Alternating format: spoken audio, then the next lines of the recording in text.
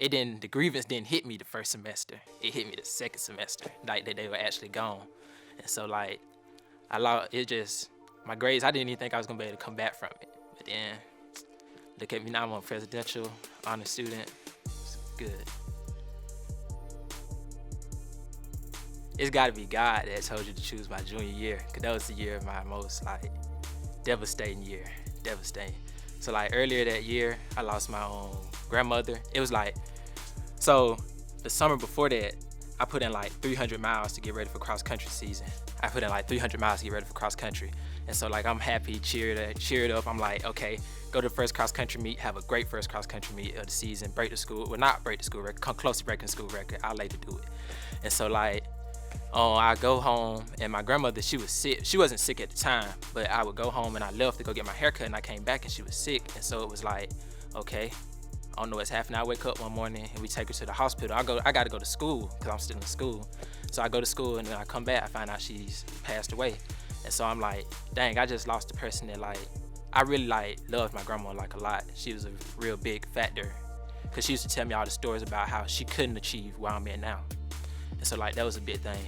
And then a month later, October 8th, my sister died. She got shot. And so basically like, it was like, I lost my auntie earlier that year as well. And so it's like I'm just losing people like big factors. Cause I got a lot of strong female figures. I got a couple male figures in my family that are strong too. But I got a lot of strong female figures. I'm really like, I put women like on a high pedestal because of my mother and my grandmother and them. And so like when my sister and my grandmother died, at one point I was like, I don't want to do nothing. And so like cross country and track, that became my escape. And I took off to like a whole nother level. That's when schools started messaging me, coaches started coming to me and stuff.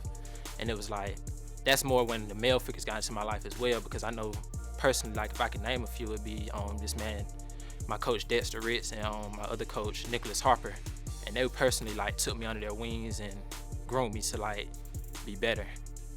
And it was like, it really just helped. It really did. So it was rough.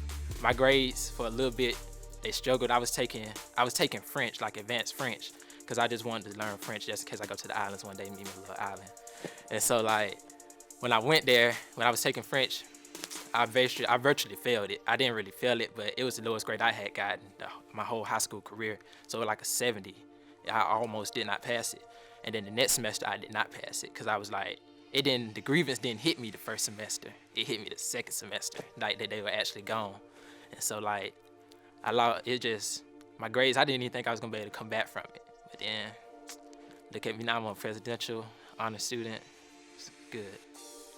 With my support system, it's a lot of people that'll say they'll support you, but then it's hard to find the people that's, when you really are down bad and really don't have nothing to offer them back, it's hard to find that person that'll be there for you.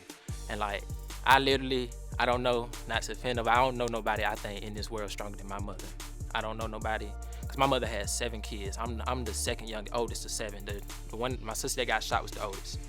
And so it's like, she did this single.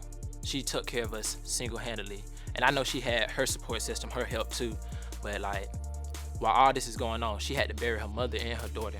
And she still was able to tell me every day till this day, my mama sends me a paragraph telling me how valuable I am to her, what I mean to her, and how my sisters and brothers, how we're gonna be great one day. And so virtually, I even have like this voicemail. I wish I could play it. I had like this message she sent me when I first started running, and it's like, it was her voicemail, and she had the whole track team saying it's like this, it's a Shavoya. And so like, it's basically telling me to run faster, and it's like, it's really nice, like her motivation. And it's like, a support system is very important. It's very important to have that support system, especially coming from your own family. And so like, with my mother personally, when I lost my grandma and my sister, I had to build an even better relationship with my mother.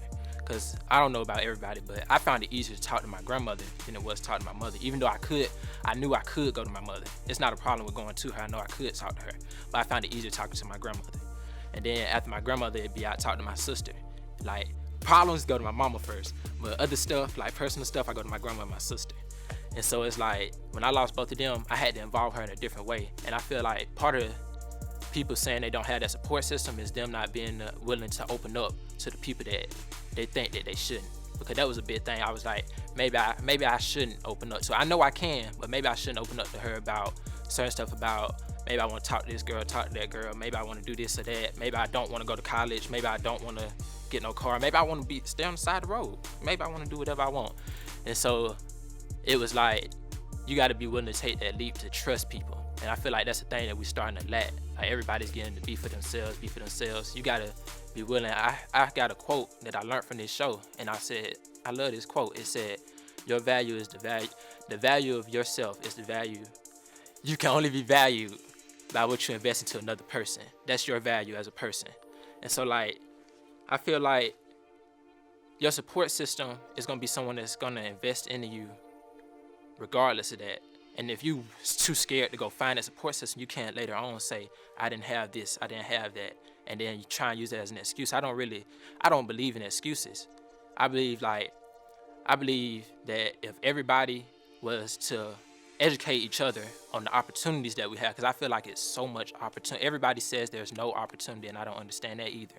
Because it's so much opportunity, you just haven't been educated on the opportunity. And that's like a big thing with me being history and wanting to be a philanthropist. I want to create like programs in my community where I can go back and educate kids on how to invest in stocks when they like 5. People choosing to buy like jewelry or shoes and stuff when they could be buying stocks, CDs.